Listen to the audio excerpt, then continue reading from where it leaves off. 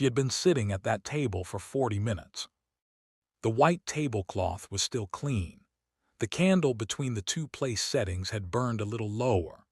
The bread basket had been refilled once already by a waiter who smiled too kindly, the kind of smile people give when they feel sorry for you but do not want to say so. Adiz Osa had chosen the restaurant herself, Celestine's, the most talked-about fine dining spot in the city, floor-to-ceiling glass walls, soft ivory lighting, the kind of place where people came to mark moments that mattered.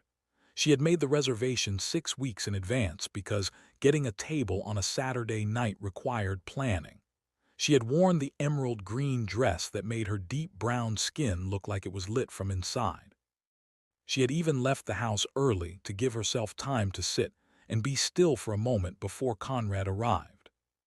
That was an hour ago. She checked her phone, no messages. She had sent two. She could see the blue ticks on both of them. He had read them. He just had not replied.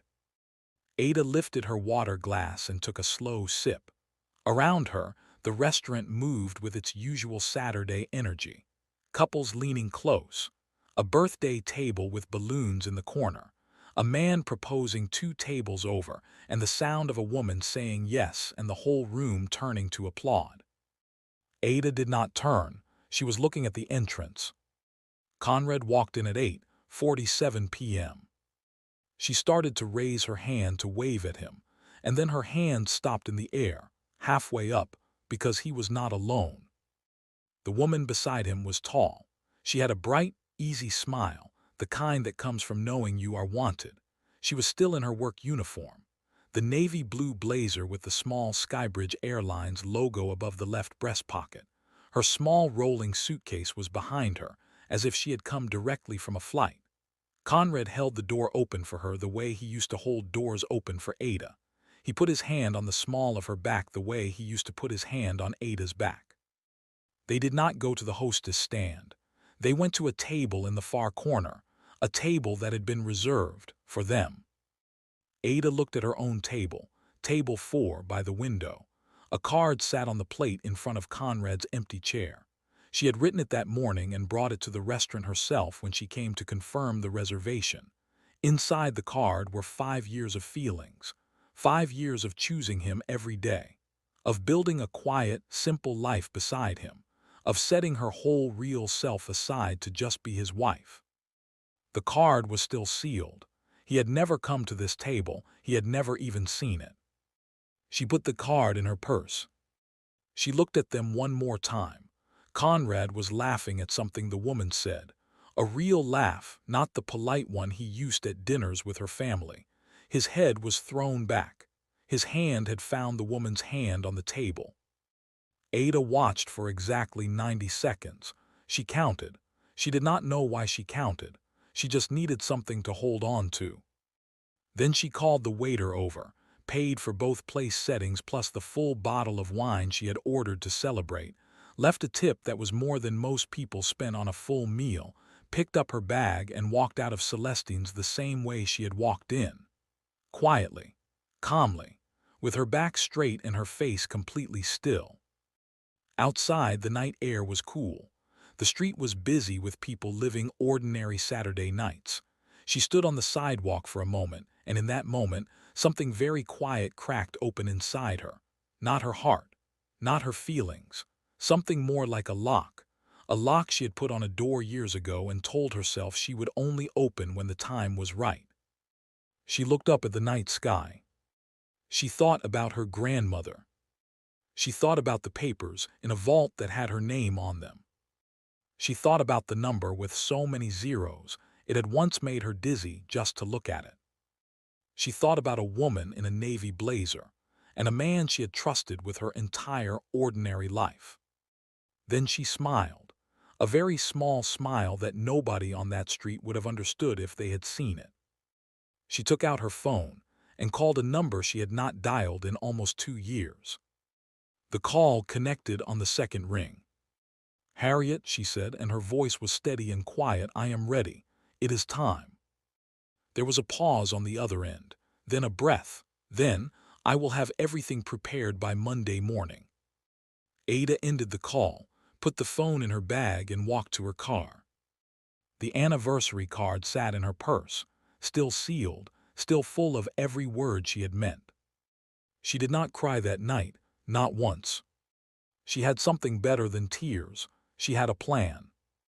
And the plan was only just beginning. Conrad came home at 11:14 p.m. Ada heard the key in the lock from where she sat at the kitchen table, her hands wrapped around a mug of chamomile tea. She had changed out of the emerald green dress and put on a simple gray robe. She had washed her face and taken down her hair. She looked, from the outside, like a woman who had spent a quiet evening at home. She had spent it thinking. Conrad walked in looking relaxed. That was the detail that stayed with her. Not guilty, not nervous, not the look of a man who had just done something he would need to explain. Just relaxed, like a man coming home from a pleasant evening. "Hey," he said, not quite meeting her eyes, heading straight to the fridge. "I got caught up with a work thing. Sorry about dinner." Ada looked at him over the rim of her mug. "It is fine," she said. He took out a bottle of water, drank half of it standing up, and then glanced at her. "You look tired. You should sleep." "I am going in a minute," she said. He nodded, already moving toward the hallway, already done with the conversation. Ada watched him go. That was the thing about Conrad. He was not a complicated man. He was not careful or strategic. He simply assumed that Ada would accept whatever he gave her because she always had. He had mistaken her quietness for weakness for so long that he had forgotten to look at her clearly at all. She sipped her tea. This was the version of herself she had been living for 5 years. Adi's the wife. The woman who made dinner and kept the house running and showed up to his company events in a pretty dress and smiled at all the right times. The woman who handled everything with calm and caused no disruption. The woman nobody in his life thought very much about because she never gave them reason to. That had been a choice. Ada had grown up with very little, or so most people believed. Her mother had raised her on a teacher's salary after her father left. She had gone to a state university on a scholarship. She had worked 2 jobs in her 20s while she built a career in brand consulting. She had met Conrad at a mutual friend's dinner party when she was 28, and he had seemed at the time like a man building something real. What nobody knew, what Ada had told only 2 people in her entire life, was that her mother's mother, Nana Efua, had not always been a quiet, retired woman in a small house outside Accra. Nana Efua had been extraordinary. She had started with a small import business when she was 23. By 40, she had a trading empire that stretched across 3 continents. By 60, she had diversified into real estate, technology infrastructure, and energy. By the time she died at 81, she had built something so large and so complex that the team of lawyers and accountants managing it needed their own floor of an office building. She had left all of it to Ada. Every share, every property, every account, every investment portfolio, all of it in a trust waiting. The only condition, Ada had to choose when to step into it. It could not be from comfort or boredom or impulse. Nana Efua had written it into the trust language herself. Ada would know when the time was right. She would feel it like a door opening. And when she walked through, she had to walk through all the way, no going back to small. Ada had kept the money in the trust for 7 years after Nana Efua passed. She had watched the accounts grow. She had reviewed quarterly reports with Harriet, her grandmother's lawyer who was now hers. She had done nothing. She had told herself it was patience. In truth, she had been afraid. Afraid of what the money would change. Afraid of who would come and who would leave. Afraid that if people knew, she would never know again if what she had was real. So she had stayed small. She had married Conrad. She had lived the life of a moderately comfortable woman with a steady career. She had been happy enough, or she had told herself she was. Tonight had answered the question she had been too careful to ask. None of it had been real anyway, at least not from his side. She rinsed her mug, dried it, and placed it back in the cabinet. She turned off the kitchen light. She walked down the hallway past the bedroom, where she could already hear Conrad's breathing slow into sleep. She did not go into the room. She went to her home office, closed the door softly, and opened her laptop. She pulled up a document she had not touched in 3 years, a summary of everything in the trust. The numbers were staggering even now, the kind of numbers that did not fit inside an ordinary mind. She scrolled through it slowly, each line, each account, each asset. Then she opened a second tab and searched Skybridge Airlines. The Skybridge logo came up, navy blue and silver, founded in 1998, fleet of over 300 aircraft, routes across 16 countries, traded on the stock exchange. Recent news, struggling share prices, rumored acquisition interest from a private equity group, management in flux, a company that was, in financial terms, available. Ada read for over an hour. She read analyst reports and annual statements and board meeting summaries. She read the way she read everything, carefully and all the way through. By the time she closed the laptop, she knew enough. She went to the guest room that night. She lay on top of the covers fully dressed and stared at the ceiling. She did not feel sad. She felt, for the first time in 5 years, like herself. Nana Efua used to say that a woman's power was not in what she showed the world. It was in what she had chosen, quietly, not to show yet. Ada remembered sitting beside her on the wide wooden porch of the house in Accra when she was 11 years old, watching the sun do something remarkable over the hills. Nana Efua had a way of sitting that suggested she owned whatever ground she was on, not with arrogance, with a kind of deep certainty. She would fold her hands in her lap and watch the world and say things that did not always make sense until years later. "Everything I have built," she told Ada that afternoon, "I built because I was patient when everyone else was rushing. And I built because I knew my own value before I allowed anyone else to decide it for me." Ada had been 11. She had nodded without really understanding. She understood now. Nana Efua was born in a village outside Kumasi with nothing but her own mind and an unusual willingness to see things differently. At 23, she had borrowed money from her older brother to start bringing goods from Lagos into Accra. She had a gift for knowing what people needed before they knew they needed it. She expanded slowly, then quickly. By the time most people her age were settled into regular lives, Nana Efua had offices in 4 cities. She married late. She had Ada's mother, Abina, at 38. She continued building. By the time Abina was grown and married and having Ada, Nana Efua had become something that didn't have a simple name. She wasn't just wealthy. She was the kind of wealthy that shapes markets, the kind that sits on boards that decide things.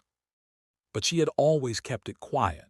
The house in Accra looked like a comfortable home, not a mansion. She drove herself everywhere.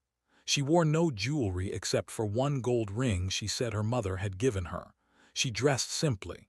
She greeted the woman who cleaned her house the same way she greeted heads of state.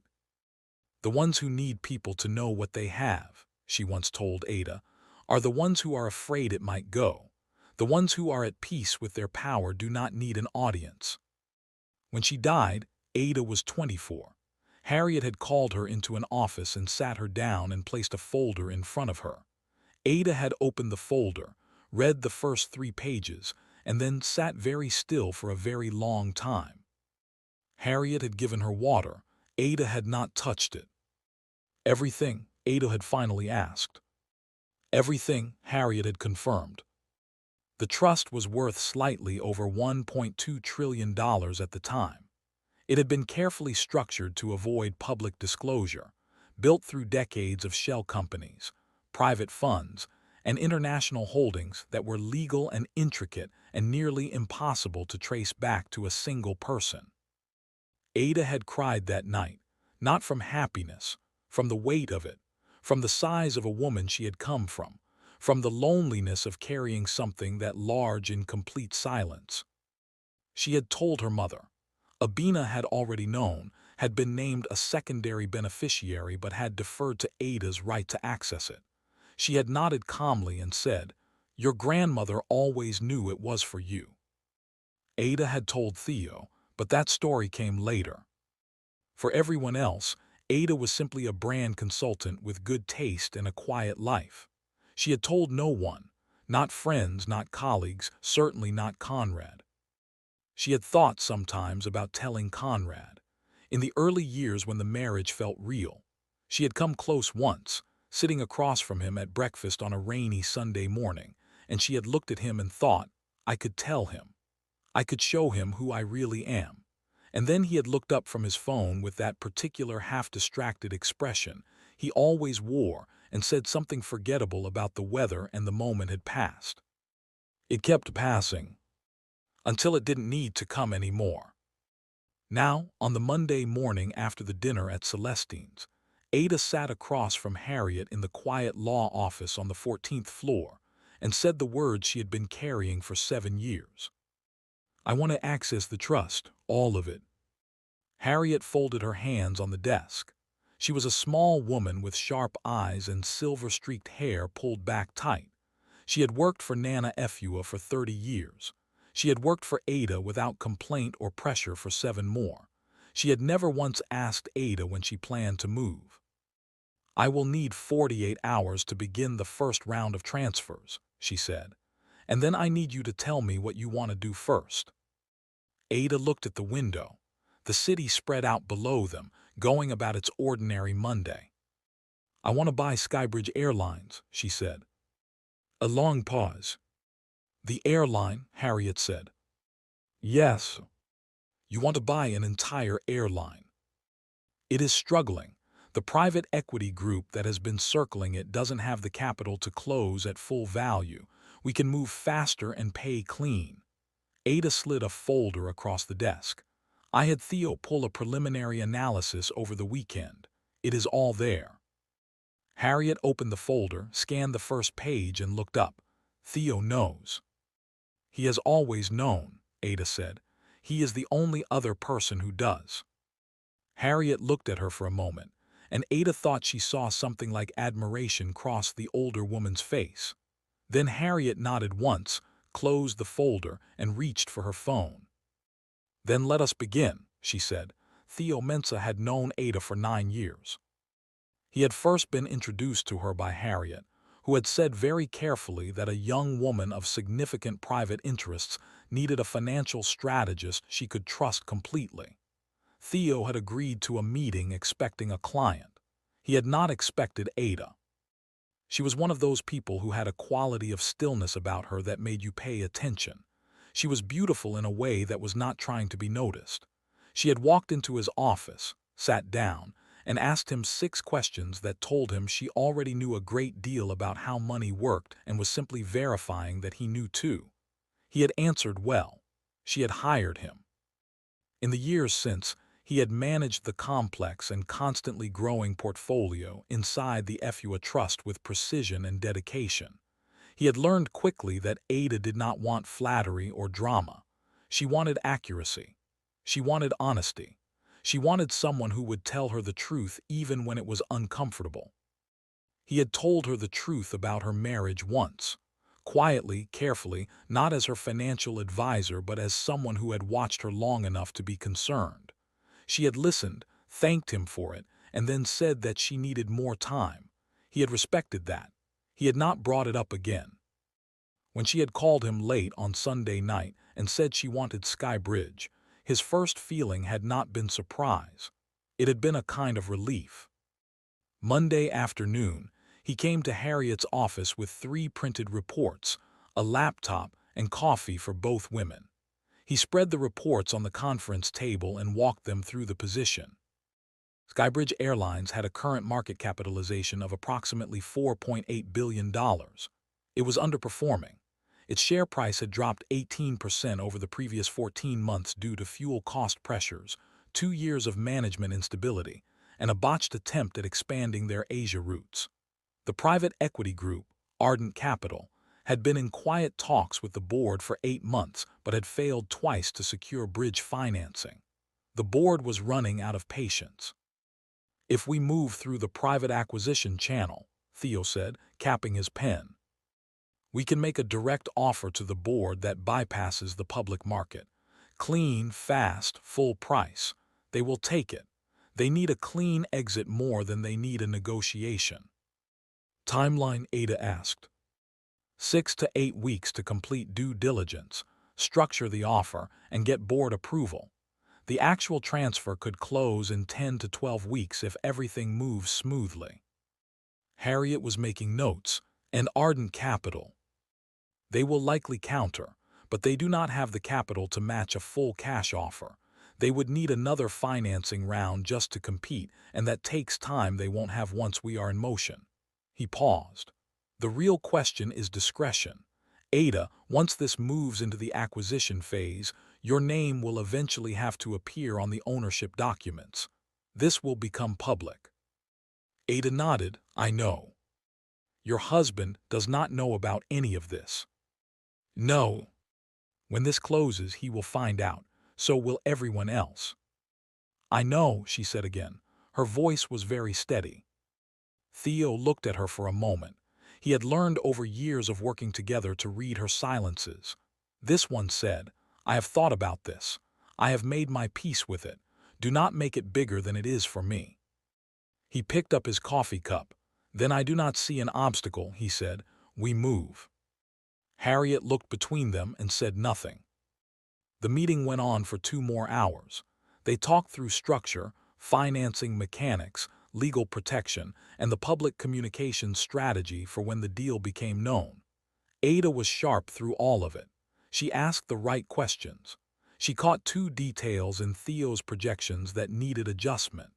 She pushed back on the timeline for one section and was correct to do so. By the time they wrapped up and gathered their papers, the sun had dropped low through the windows, and the conference room had gone soft with late afternoon light. Harriet walked out first, saying she had calls to make. Theo and Ada were left alone for a moment, packing up. He handed her the folder she had left on the table. How are you? He asked, not as her advisor, just as the question. She looked at him, and for just a second the careful stillness cracked the smallest amount, not into sadness, into something more honest than that. I feel like I have been holding my breath for 5 years, she said, and I just exhaled. He nodded. Good, he said simply. You deserve to breathe. She put the folder in her bag and walked to the door. Then she turned back. Thank you, Theo, for all of it. Always, he said. She left. He stood in the conference room for another moment, the words sitting quietly in the room after she was gone. Always. He had meant it in more ways than she probably knew. But there was time for that. For now, there was a company to acquire and a woman to set free. He picked up his laptop and went back to work. Ada went home that Monday evening and made dinner. Chicken stew, the kind that had to simmer for at least an hour. She put on music, something instrumental with a steady rhythm, and she stood at the stove and stirred and thought about numbers, about board structures and equity allocations, about the way Skybridge's eastern route map would benefit from a new fleet acquisition strategy, about what a complete operational review of their HR practices would look like. Conrad came home at 7:30 and walked into the kitchen with his phone in hand, barely noticing that dinner was ready, or that the apartment smelled good, or that Ada had set the table with the good plates. Something smells good, he said, without looking up from his screen. Sit, she said. He sat, he kept his phone beside the bowl. He ate with one eye on his screen. He asked her nothing about her day. She asked him nothing about his. This was how most evenings went now. She was not surprised. She was also, she realized, no longer hurt by it. It was as if the feeling of being overlooked had been something she had kept alive by believing it mattered, and now that she had decided it did not, it simply stopped hurting. Conrad was not a monster. He was a man who had made himself comfortable in a life where he expected very little of himself and even less from her. He had arrived at carelessness gradually, through years of Ada making things easy, smoothing things over, never demanding much. He had forgotten she was a person with her own full interior life. He had made her into furniture, pleasant, reliable, unremarkable furniture. Well, he would soon discover that the furniture had always been a throne. Over the next 3 weeks, Ada moved through her ordinary days with the patience of someone who knows exactly what is coming. She went to work. She took client calls. She went to the grocery store. She attended a birthday dinner for Conrad's colleague where she smiled and made easy conversation with people who did not know she was richer than everyone in the room combined, and then some. She also made quiet moves. On a Wednesday morning, she dressed in a gray blazer and dark trousers, no jewelry, hair pulled back, and she went to the Skybridge Airline's corporate offices as a representative of a private investment advisory group. Harriet's firm had set up a clean holding company for the early stages of due diligence, one that could not yet be traced to Ada. She sat in a glass-walled conference room with two Skybridge executives who were quietly excited to have a serious buyer in the room, and answered their questions calmly. She walked through the building afterward on a facilities tour and noted everything: the infrastructure, the culture in the offices, the way people moved and talked. She stood for a moment near the scheduling desk where the crew roster was handled, looking at the large digital board showing departures and arrivals and crew assignments. She did not look for Brooke's name. She had no interest in the woman. She was here for the building, for the brand, for the business. Let Conrad have his flight attendant. Ada was here to own the airline. On a Saturday afternoon, Conrad looked up from the couch where he had been watching a game and said, almost idly, "You've been busy." Ada said. She was reading by the window. "What are you working on?" "A new client project," she said. Not a lie, just incomplete. He nodded and went back to his game. She looked at him across the room. 5 years of mornings. 5 years of grocery lists left on the counter and scheduling conflicts navigated and arguments that went nowhere and small kindnesses that mostly went unacknowledged. A whole life made of daily small choices, most of which she had made alone. She felt no hatred toward him. She did not need hatred. What she felt was far simpler and far more final. She felt done. She turned back to her book. Outside, across the city, Theo was working late in his office, running final projections. Harriet was drafting the acquisition offer language. Skybridge's board chair had received a preliminary term sheet and was, according to the message Harriet had forwarded that afternoon, very interested. The quiet storm was building. Ada turned a page. She had been very patient for a very long time. She was almost ready. The competing bid came in on a Thursday. Ardent Capital, the private equity group that had been circling Skybridge for the better part of a year, submitted an official offer on Thursday morning. It was approximately 7% below Ada's preliminary offer, required a 6-month financing contingency, and came attached to a restructuring plan that would have eliminated roughly 3,000 jobs. Theo called Ada at noon. "They moved faster than expected," he said. "They must have had a source on the board who tipped them that we were in play." Ada was in her car, parked outside a cafe, eating a sandwich she had picked up on her lunch break. How long before their financing contingency becomes an issue for the board? It will be an issue from day one. Their plan requires bridge financing that they haven't secured. The board knows this. Then we move to a final offer.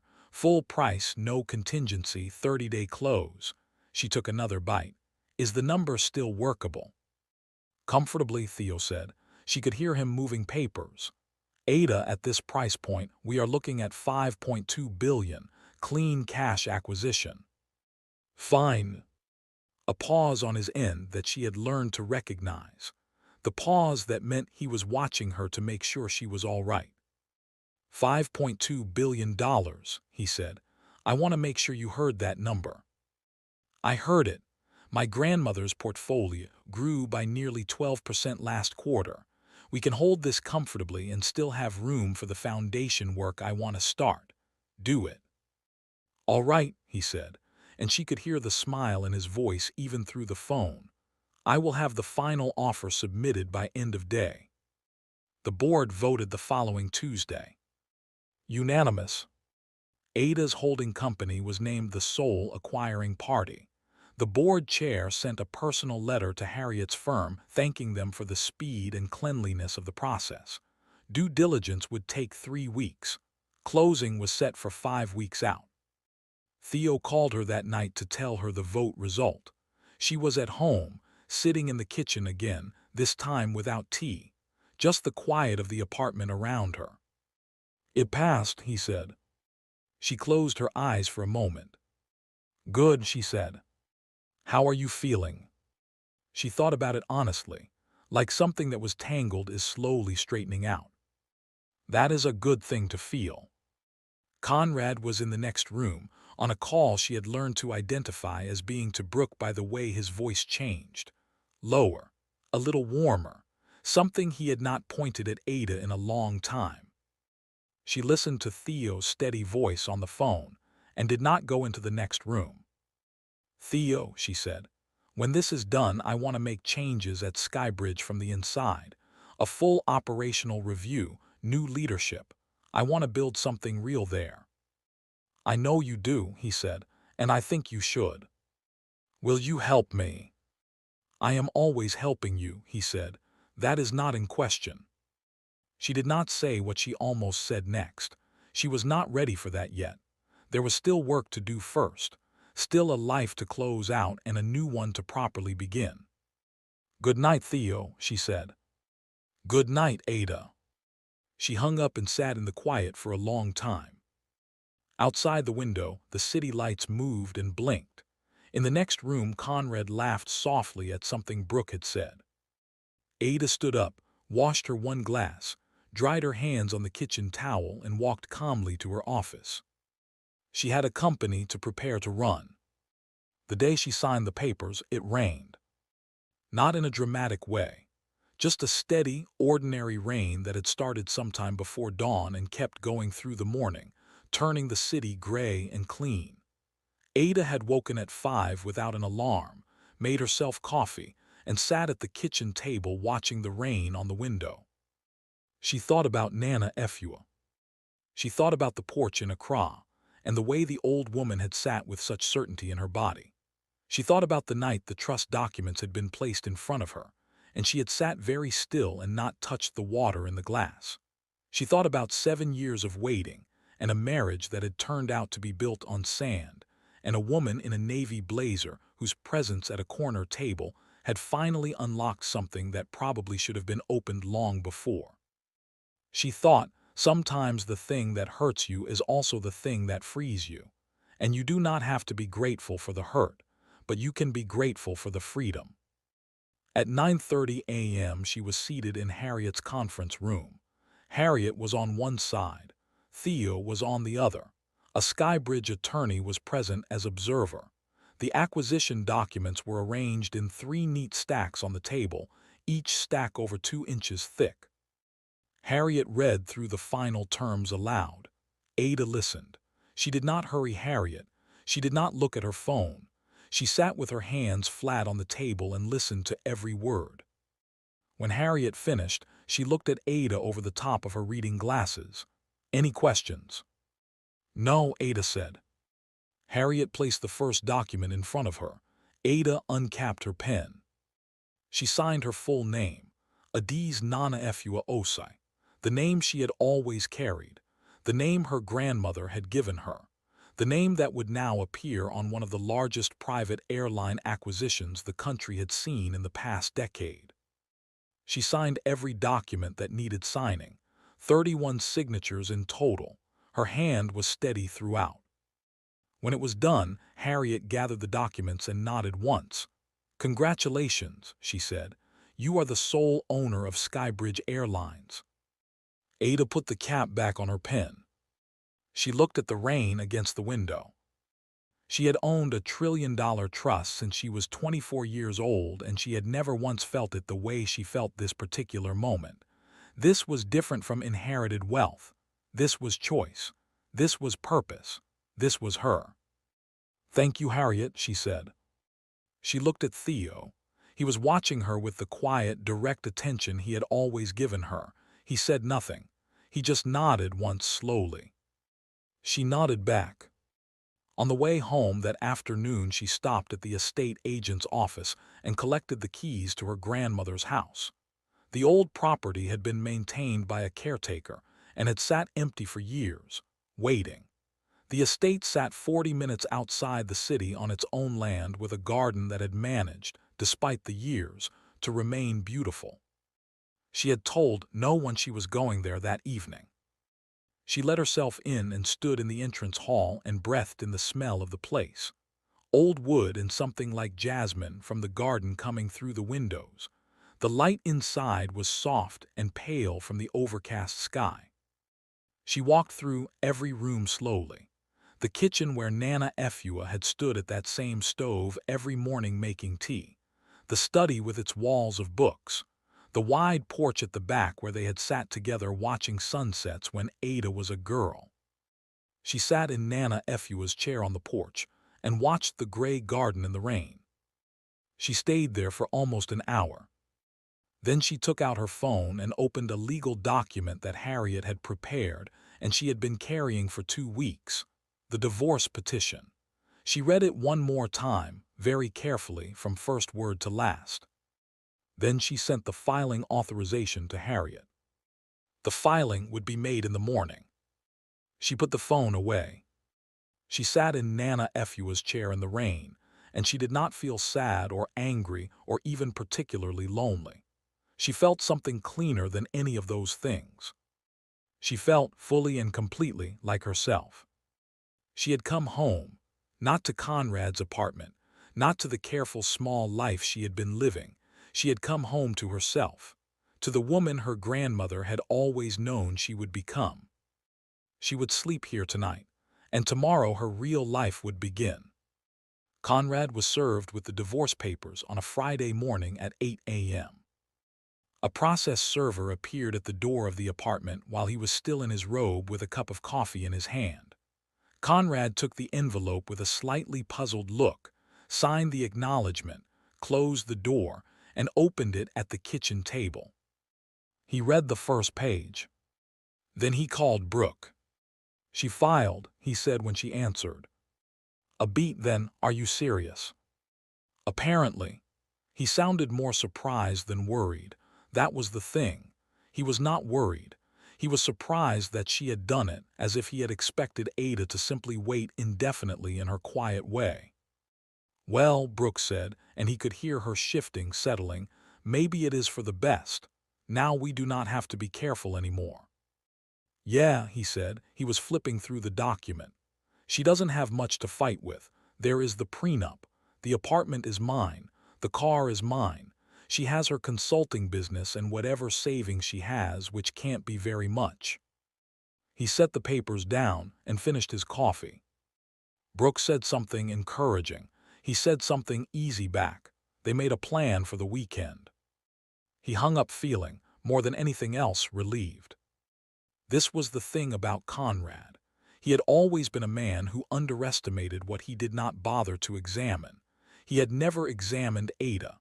He had decided, early in the marriage, that she was pleasant and low maintenance and would not cause complications. He had filed her away in his mind under those labels and never updated the file. The divorce would be tidy. She would get what the prenup allowed. He would keep the apartment. They would move on. He would be with Brooke, who was bright and easy and had always made him feel like the most interesting person in the room. He refilled his coffee and put the papers on the counter and went to get dressed. He did not read past page 3. Page 4 began the disclosure of Ada's assets. He did not know there was a page 4. 3 weeks passed. The weekend came and went. The following week came and went. The divorce proceeding moved at a normal pace. Conrad's lawyer reviewed the filing and confirmed what Conrad had expected. The prenup was solid. Ada had no claim on any of the major shared assets, and the settlement would be straightforward. Then on a Tuesday afternoon, the business news broke. It was not a big headline at first. A trade publication ran a piece about the Skybridge Airlines acquisition, noting that the private equity bid from Ardent Capital had been edged out by a private buyer. The acquisition had closed cleanly, and Skybridge had a new sole owner. The publication listed the owner's name. Adis Nanafua Osai. It meant nothing to the financial press. It was a new name in their world, but it was attached to an acquisition valued at over $5 billion, plus the disclosure required at closing of the full beneficial ownership details, which mentioned the FUA Trust. By Wednesday morning, 3 major financial outlets had picked up the story. By Thursday, it had moved from the business pages. Conrad was in his car when he saw the notification from a news app. He pulled over. He read the article. He read it again. He sat in his car on the side of the road for a very long time. His phone rang. He ignored it. It rang again. He stared at the screen without moving. Then he called Harriet's office, because her name was on all the legal documents as Ada's attorney, and her name he recognized. The assistant answered and told him that Harriet was not available. He asked to leave a message. The assistant took the message politely and hung up. Harriet read the message that afternoon and sent it to Ada without comment. Ada was in her office at the estate on a video call with the new Skybridge executive team she was assembling when the forwarded message came through. She glanced at it. She did not reply to it. She put her phone face down and returned her attention to the call. Conrad's name was already beginning to feel like something from a very long time ago. It was a strange and settling feeling. She returned to her meeting. The reckoning did not come with noise.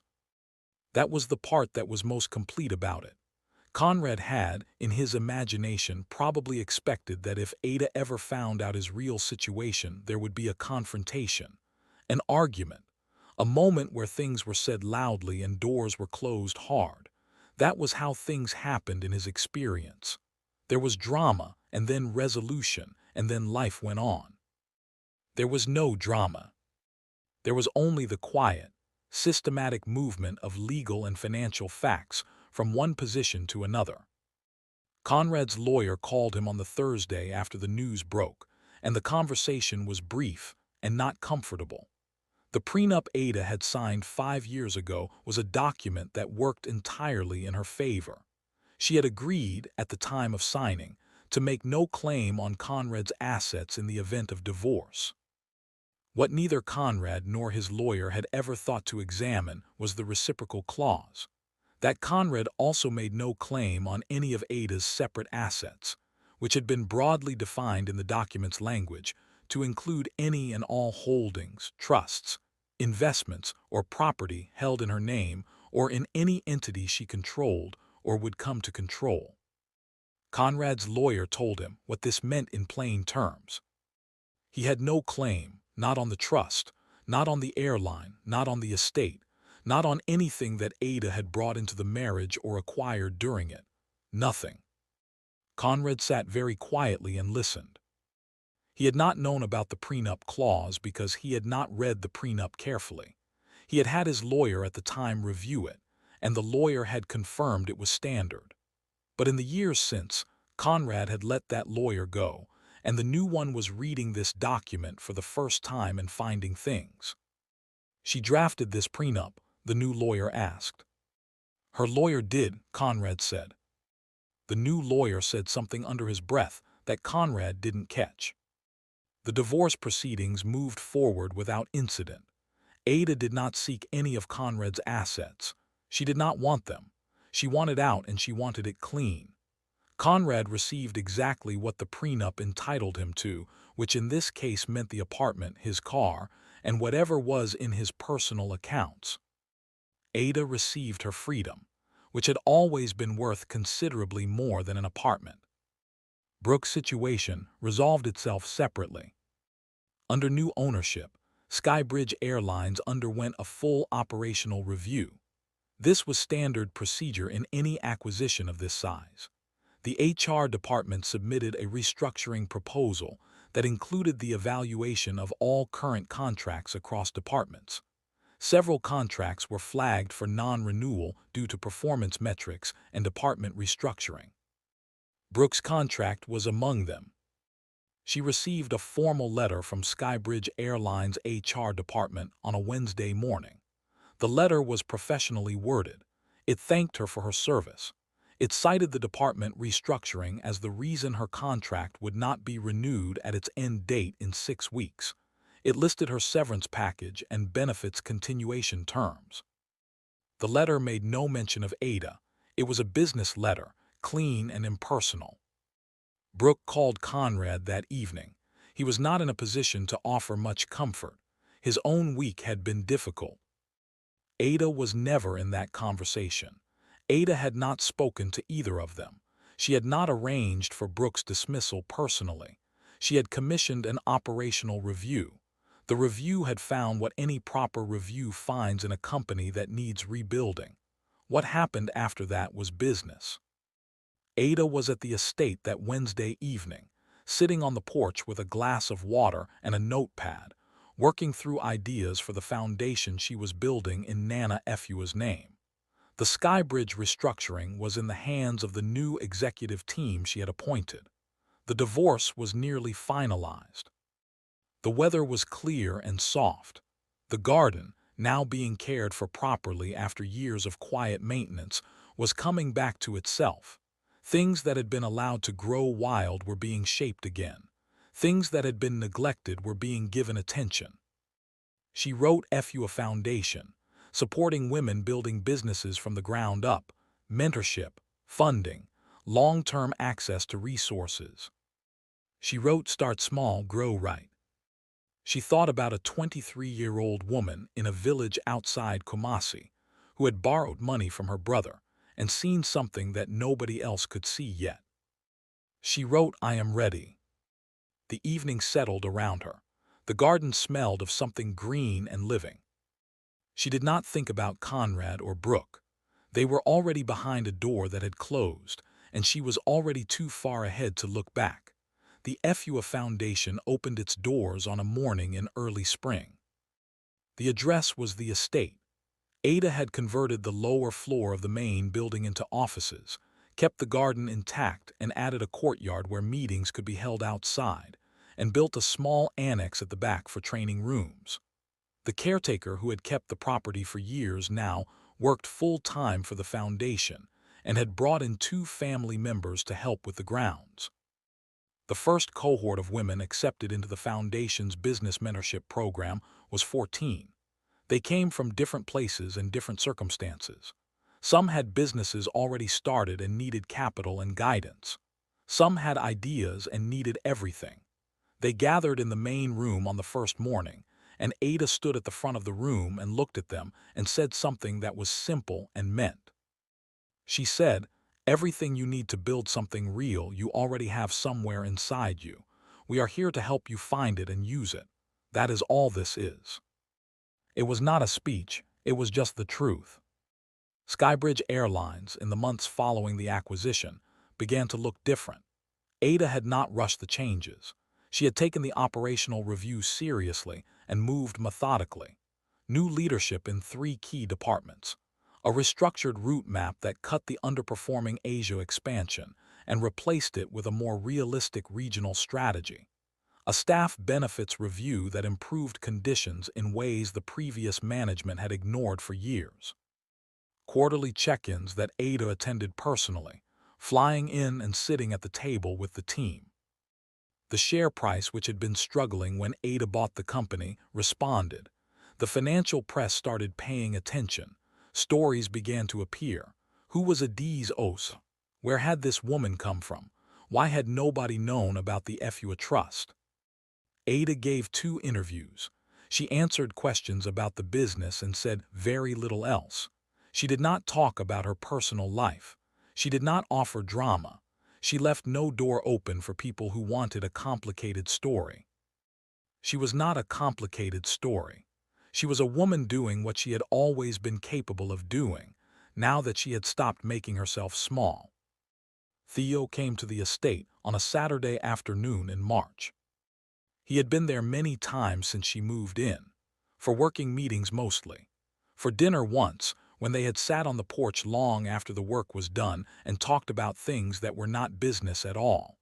He had become comfortable in the space, the way people become comfortable in places that feel right to them. That afternoon they had finished reviewing the foundation's first quarter numbers, and Ada had made tea, and they had moved to the porch as they usually did when the work was done. The garden was doing something beautiful, things blooming in pale colors. The afternoon light was the clean white light of early spring, sharp and clear. Theo sat with his cup in both hands and looked at the garden. "I want to tell you something," he said. She looked at him. "I know the timing of things over the last year has not made space for anything that was not practical," he said, "and I have not wanted to put anything complicated in front of you while you were doing the work you needed to do." He paused. "But I have run out of reasons to keep it to myself." Ada waited. "I have cared about you for a very long time," he said. He looked at her directly when he said it. No performance, no decoration, just the words. "Not because of what you own or what you have built. Before any of this happened, I already knew who you were. I have watched you be patient and careful and hold yourself to a standard that most people never even think about. I think you are remarkable. I think you deserve to be seen that way by someone who is not going anywhere." He stopped. "That is all. I wanted to say it plainly." The garden moved in a light wind. Ada looked at him for a moment, at the steadiness in his face, at the way he had said it without rushing toward her, without filling the silence with extras, just placed it in front of her like something true and let it be there. She thought about what it felt like to be chosen by someone who had always seen you clearly. Not discovered, not surprised by your worth, just always known. She thought about 5 years of being furniture in a room. She thought about her grandmother sitting with her hands in her lap with that deep certainty, watching the world, knowing her own value. She thought, this is what that feels like. "I know," she said simply. Theo looked at her. "I have known for a while," she said. "I just needed to come back to myself first before I could come toward anything else." She paused. "But I am here now, fully." He looked at her for another moment, and then he smiled, a real one, the kind that is not performed. "Good," he said. She picked up her tea, he picked up his. The garden was blooming and the light was clean and clear, and the afternoon sat around them easy and unhurried. Ada thought about a young woman who had stood outside a restaurant on a Saturday night, holding an anniversary card full of feelings that had gone unread, watching a lock open inside herself for the first time. She thought that woman had no idea what was coming. She had no idea how good it was going to get. The foundation was growing. The airline was becoming what it should have always been. The garden her grandmother had planted was alive again, and beside her sat a man who had always known who she was and had waited, without pressure and without complaint, for her to be ready. She was ready. She breathed in the spring air. She was exactly where she was supposed to be. She was the woman she had always been. She was just finally, fully living like it. And it was, without question, enough. It was more than enough. It was everything.